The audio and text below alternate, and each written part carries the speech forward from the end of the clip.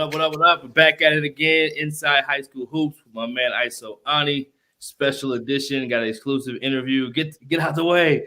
Special edition with Glenn Smith from Hoopfest Basketball. So I'll let Ani introduce, then we'll get it rolling. If you don't know who Glenn Smith is, you're tripping and you're not a part of the culture. Just want to say that. Oh, absolutely. Glenn Smith, a pioneer of sorts, runs the Thanksgiving Hoopfest, and now he has gone bigger with just a Hoopfest basketball series.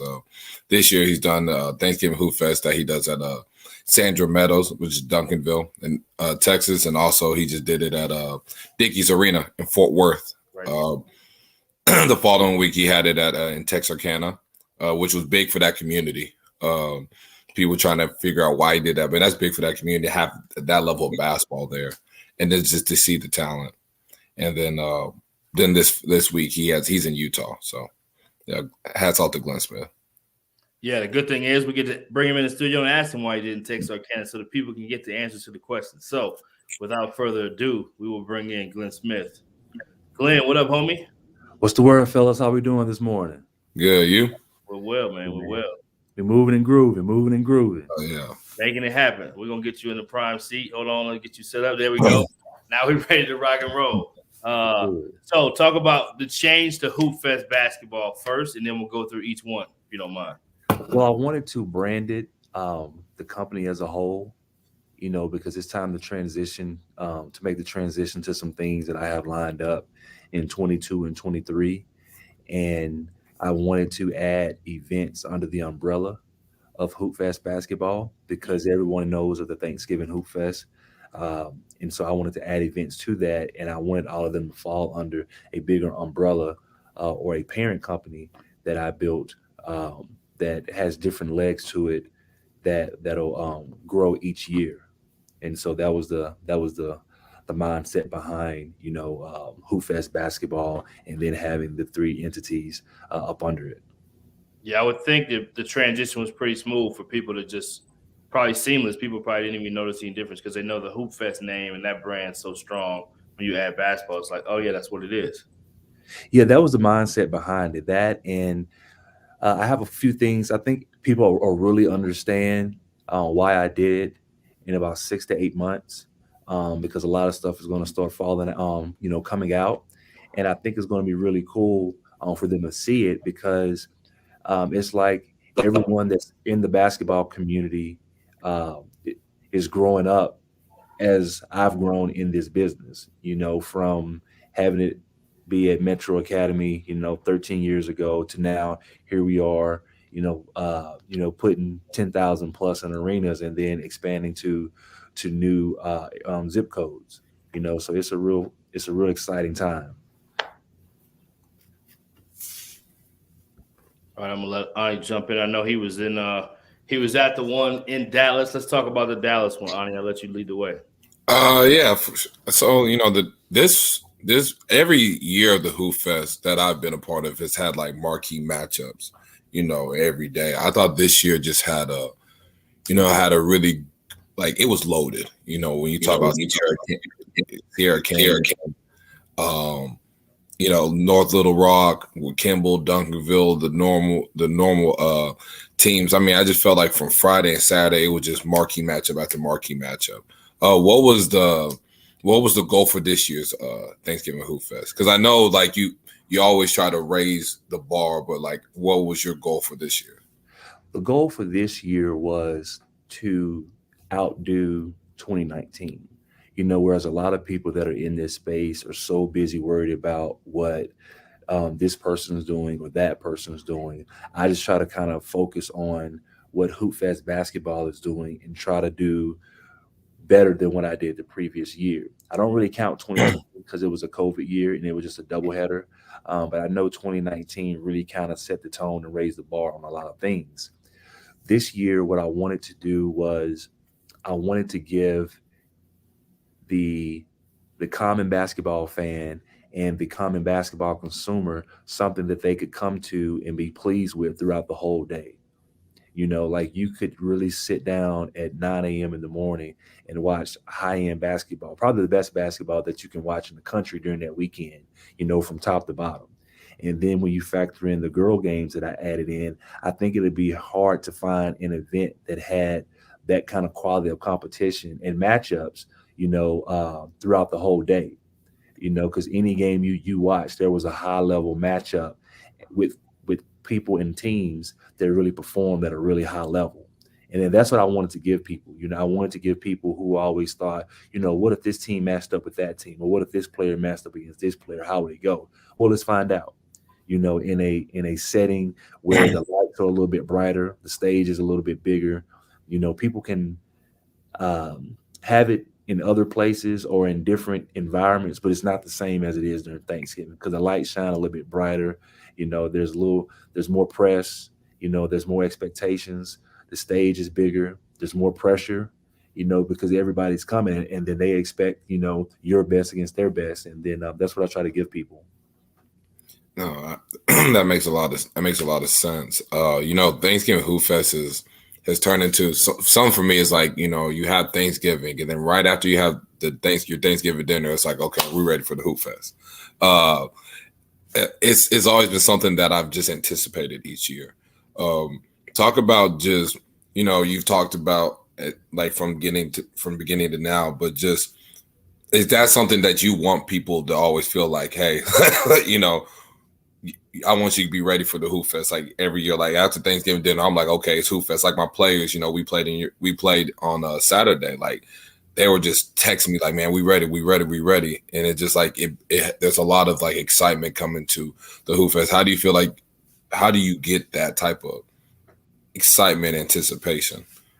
It happens from, players like yours, the fans, the people that have been consistently coming to the event, the old heads that sit in the corner that talk smack, all of that all of that plays a part in the event, the environment, it's so many, you have so many people that are just rolling the balls out and then they call it this big event, but I'm not just in the business of putting on an event. I consider the Thanksgiving Hoop Fest to be an experience. I want people to think. I used to want people to think about Thanksgiving dinner, Black Friday, and then the Hoop Fest. Now Black Friday is really just going all cyber, Right. all on the internet. So now I want people to think about Thanksgiving dinner, Cowboys game, Hoop Fest. Who am I going to watch that's going to be shaking Adam Silver's hand in 12 months or 18 months? That's what I want people to do. I want little kids to come and want to be motivated to better their craft, and then be excited to play in the Hoop Fest one day. I want teams to want to say, hey, I want to get my team better, so that we can get an invitation to the Hoop Fest. And then I want players to say, hey, I want that matchup at the Hoop Fest because I want to show people that I'm better than that guy. And then with everyone leveling up, it not only increases the event, but it increases the awareness of basketball in the state as well as Dallas-Fort Worth. And then I think as we kind of push that up, everyone that's doing other stuff, they get to kind of feed off of that because now everybody wants to either be here, come here, or get a player from here. Whether it's high school or college, everybody wants somebody from here or to play someone here. Dallas has been, Texas in general has been a hotbed for a while. I know with Duncanville having that win against Montverde, you have Richardson on Saturday at the Thanksgiving Hoop Fest, beating AZ Compass. How long, people say, Texas is the Mecca of basketball. I think it's been the Mecca of basketball for a minute. What's your thoughts on that? And and I feel like your event has helped show that. I feel like this. I think that people always in other regions of the country, when you mention certain things or certain teams, people get starstruck. They'll be like, oh, wow, this team coming or we got an invitation to this event. Whereas in Texas and in Dallas in particular, we don't get excited about stuff like that.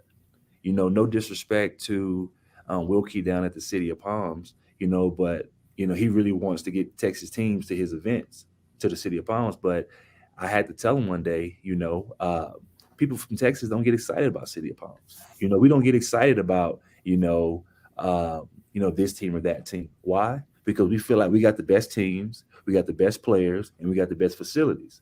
Hence, all you wanting to either get one of our kids or you trying to, get us to come play you here and there when we got it all here. Where right now it's a lot of culture vultures and a lot of riding going on right now, to where everyone's like, hey, Richardson upset Arizona Compass or Duncanville upset Montverde. Well, no, we knew they was going to win. Right. Right. Y'all didn't know that because y'all are jumping on whatever bandwagon is going to get you the most retweets or likes. We already knew this. Right. I had a conversation with Richardson's coach, like the week before they played, the week of or when they played Compass.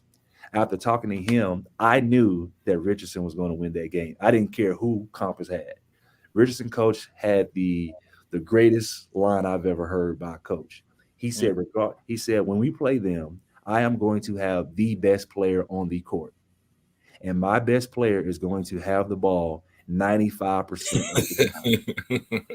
I like my chances of beating them. Amen. There you go. You can't. If anybody that knows Coach Lawson at Richardson, he don't really talk like that. He don't really be talking greasy like that. Right. But the way he said it, it was in such a tactful way and a humble way that he believed it. His team believed it, and before you know it, they were smacking it out of Arizona Compass early. Real talk. And then I don't care if they can say they didn't have this guy or this guy. They lost to a team, a public school that has school boundaries where kids have to live in. Yep.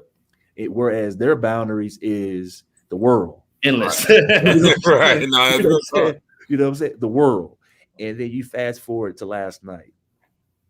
I knew Duncanville was going to win because they did whoever did their schedule did a really good job. Okay.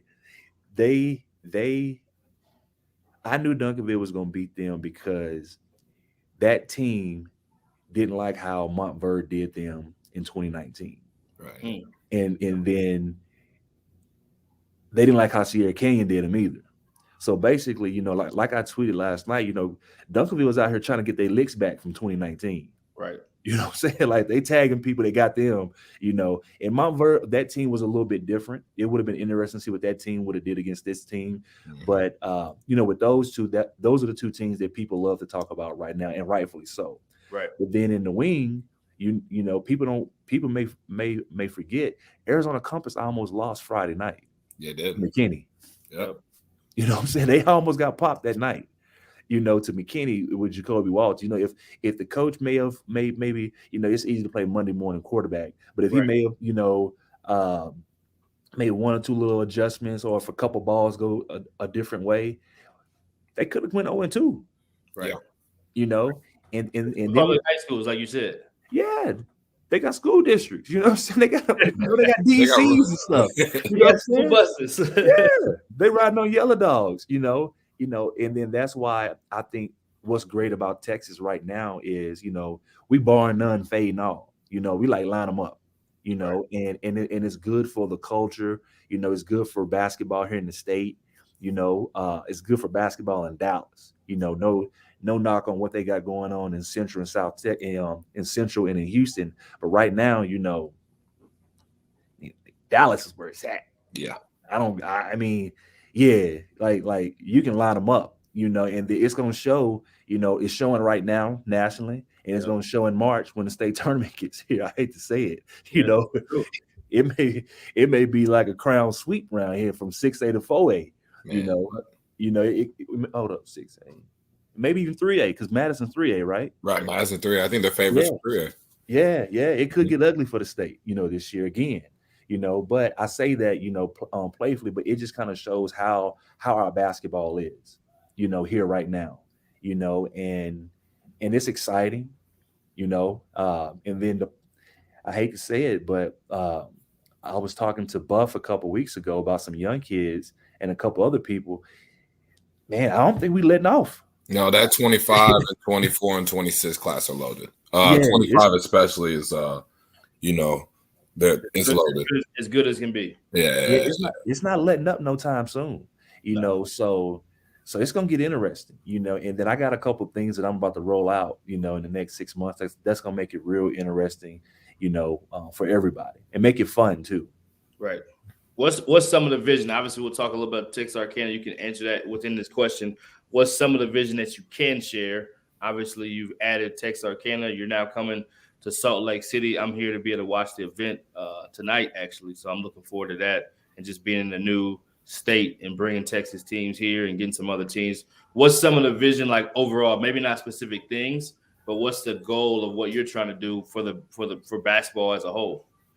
I want to kind of use the same template that I have in Dallas. So I went to Texarkana because I was born and raised in Texarkana, and I wanted to do something in my city. I wanted to have something special to where kids know that the first weekend of December that they don't have to worry about the stuff that's going on there. Because it's a lot of crime that's going for it to be a small city. It's a lot of crime, and a lot of reckless things that are going on right now. So I wanted to give them an outlet, at least for a weekend, to be able to watch some of the kids that they watch on, all the videos, the Ball is Life slams, the Texas hoops and all of that over time. I want them to see those guys in person that they, are always on their phone watching. I also wanted to bring in these teams from the city and bring big city basketball to the country, and I think that's big because it's a different market. It's a different type of consumer that's watching these games, and it's also good for the kids and the teams as well. So I did the Red River one. I brought in the top teams from Texas, Oklahoma, Louisiana, and Arkansas, and they all played against each other. And it was a good weekend. I was worried the first night, because two of the local football teams were deep in the playoffs, but we end up, being about 85% sold out. And Then on Saturday, we packed that thing out. We had some really good teams, a couple games that I thought were going to be good games, but that's part of it. Everybody's a dog in their state until, they go face another dog from another state. And then you kind of get humbled and kind of realize, what, I'm state good, but I'm not regional or national good yet. And then this is what I need to work on to get to that level or see guys that are at that level, and I think all the teams got something out of it. Oh. I came out to Utah because it's a different market. Nobody's doing anything like this out here. I think it was time for it. It was time to expand. A good friend of mine is the head basketball coach at the school where we're hosting it at Lehigh. His name's Quincy Lewis. A lot of people may remember Quincy when he was the head coach at Lone Peak. This is when Lone Peak was like the number one team in the country for like 3-4 years in a row. When they had some dudes. Nobody would have thought that a bunch of guys out of Utah would have been, putting up the kind of points they were putting up and running a lot of these big name schools out of the gym. And so he's at Lehigh now. He had left and went to BYU, and then he's at Lehigh. And it was a great opportunity. Funny story. I called him and said, "Hey man, you may not remember me. I used to try to get you to come to Thanksgiving, but due to the way that Utah season started, we can never figure it out. I want to do something in Utah." He said, sure, whatever. I said, "No, man, I'm serious. I'm coming to Utah tomorrow." I called him the next day about 11 o'clock. I said, "Hey, I'm in the front office." He said, "The front office where?" "I'm at the front office of your school." I said, "I'm here." He was like, "Are you serious?" I said, "Yeah, man." I said, "The Lehigh Pioneers, right?" I said, "I see the big old Lehigh in the front." And then he came around, and then he was like, "Oh, so you really trying to do this?" I said, "Yeah." I said, "I'm doing it." I said, "Either I'm gonna do it here, I'm gonna do it somewhere else." And I told him, "I got these teams lined up." He said, "Hey, let's get it done." And we got some of the best teams in Utah coming to the event. We got some good teams from Texas. We've got one of the better teams in Florida with Norland, Miami Norland out of Dade County. They got a real good sophomore by the name of Marcus Allen that I'm really excited to see. We've got Durango out of Vegas coming. We got all the best teams and players in Utah as well. We also have one of my favorite players to watch from Farmington High School in Utah, Colin Chandler. So I'm excited to see him. They play against Miami Norland tonight, but then they got Kimball tomorrow. So him and Ontario should be, some pay-per-view type stuff, but it's gonna be fun. I'm excited about it. I know I'm rambling, but another funny story. Has anybody have you guys seen Cool Running? Yeah, oh yeah. Okay. So remember when the bobsled team, yeah, when they first got to Canada and how they acted when they saw the snow? Yeah. That's how all these teams were yesterday. That's how all of them were. The coach from New Orleans, I think he emptied his bag and put every piece of clothing that he brought on before he got out. Like every single one. It was hilarious, man. It was a good time. But that's part of why I did it as well, because I wanted to give kids that look like us and walk and talk like us a different experience. Some of them this was their first time on a plane. Some of them, this was the first time seeing mountains and snow, and just kind of give them something that they could take on with them, whether they continue to play basketball or not, because they can always say, hey, man, when I was in high school, I played in an event in Salt Lake City, Utah. Man, I saw mountains. Then, the snow was pretty, the wind was blowing, it was really, really dope. And, give them something, a memory that they can cherish for a lifetime. I love it. I was just going to say, what goes into the matchups? I mean, I know that's got to be a big thing. Do people request, and then do people try to say, no, we're dodging them? I know the Texas team aren't dodging anybody, but what goes into the matchups? Because I know there's some mastery that goes in that you can share.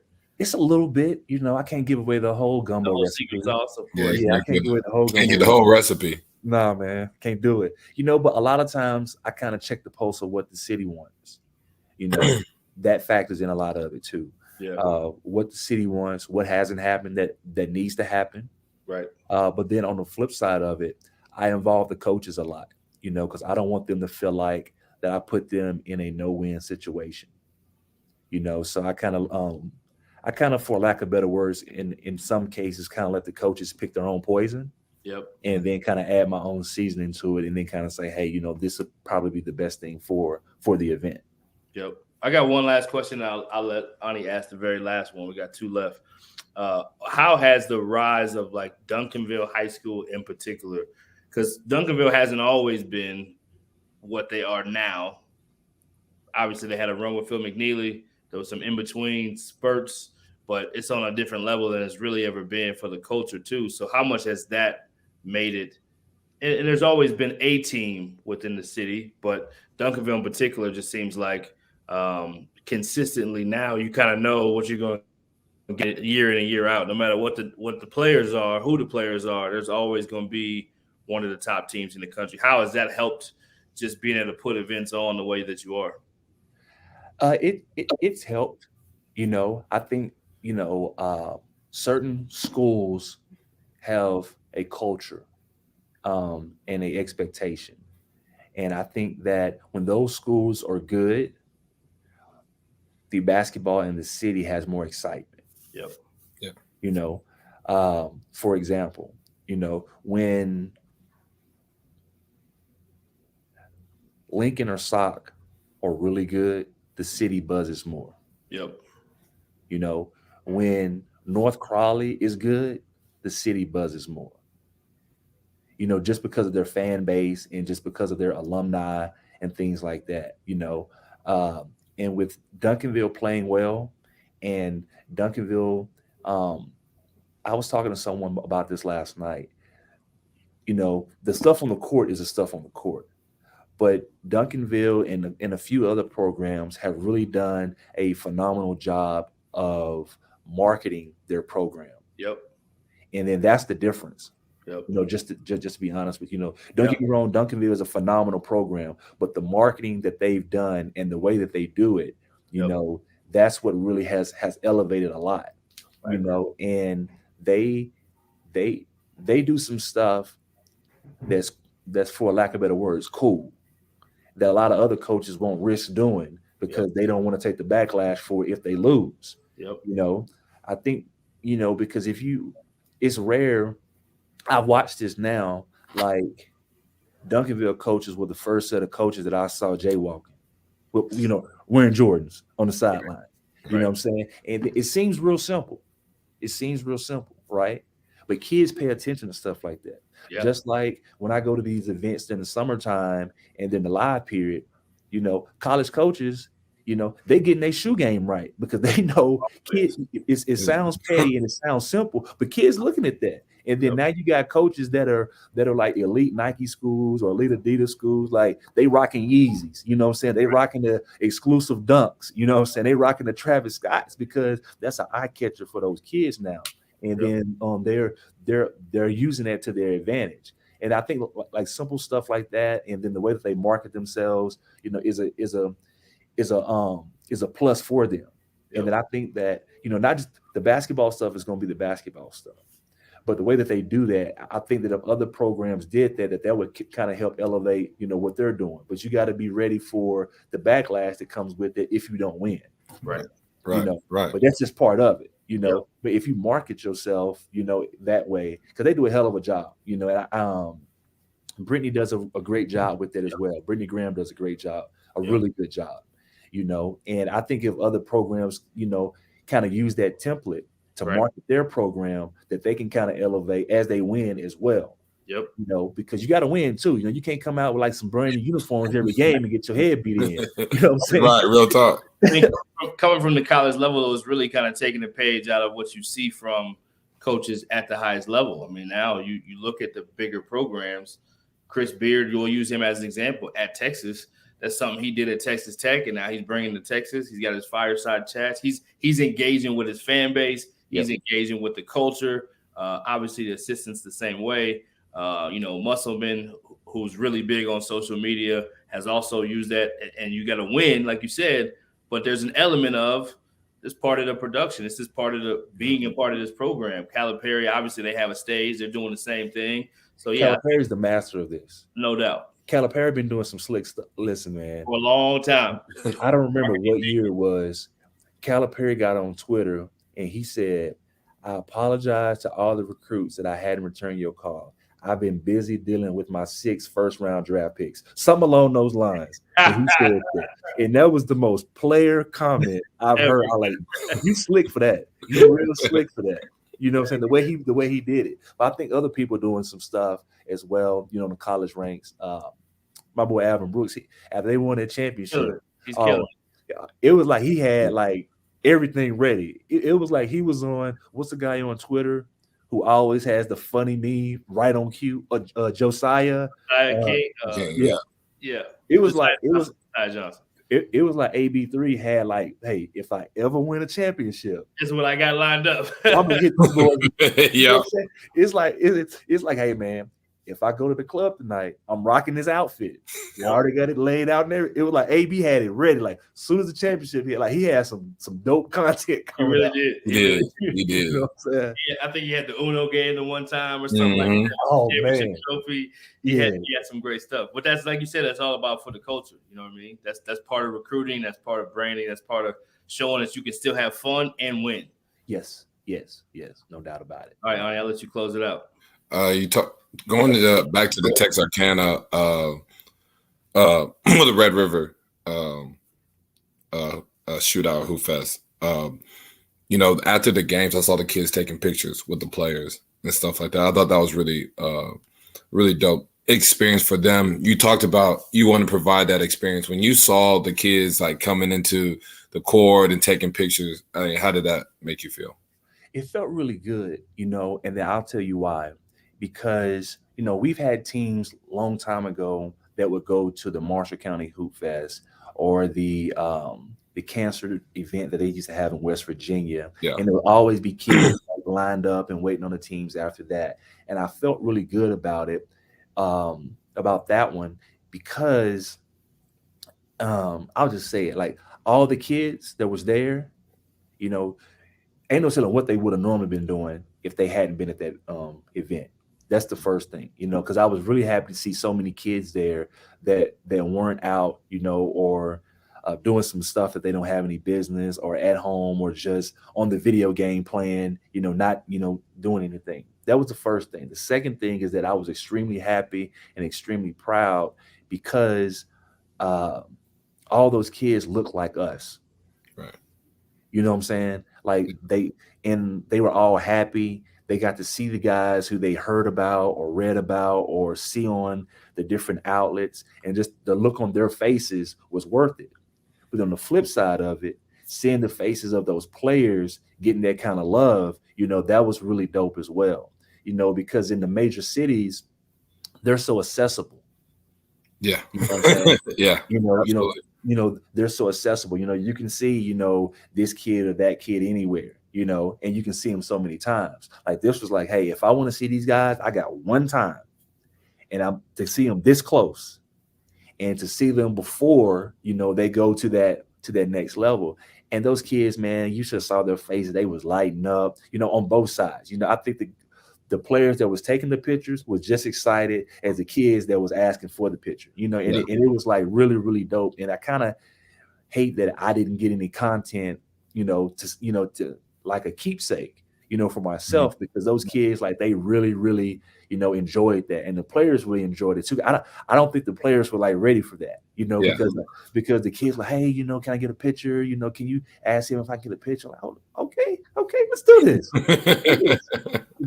And then on the flip side, from a long ball standpoint, I think those guys will be able to benefit from that long term, because now it kind of strengthens their brand. Yep. From an NIL perspective, on long term, because now, they built a fan base in a following. Yeah, in Southwest Arkansas, Northeast Texas, in Northwest Arkansas, and Southeast Oklahoma. They built a big fan base there. And then, some of these teams that are out here now, they're going to build a big following, in Utah. Yeah. And then those small town people, and then people in other places, these are the consumers that are potentially one day going to buy your NFT, or going to pay for a signing here, or want John Doe players merch when it comes out. So I think long term, that's forward. But then right now, I was just so happy to see these kids' faces. Yeah, man, we appreciate so much you taking the time. I'm looking forward to seeing the fireworks in Salt Lake City. Excited to do it. And yeah, just salute to you, man. You've been doing a ton for the culture for a long time, but definitely the next step has just been an amazing thing to watch from afar and even up close. And so I know you got even more in your bag of tricks. Looking forward to it, man. Oh, yeah. I'm gonna drop a Rose bomb on y'all about 3 months. Perfect. I'll be ready for it. Yeah, I'm gonna hit boys across the head with this one. Yeah, we'll have to have you back and we can talk about it again, man. We appreciate it. Looking forward to it, man, and keep doing the great work for the culture. Yeah, definitely. Hey, man, I appreciate this, and I appreciate you guys for having me on as well. Absolutely. No doubt. Okay, G. All right, man. Y'all have a good one.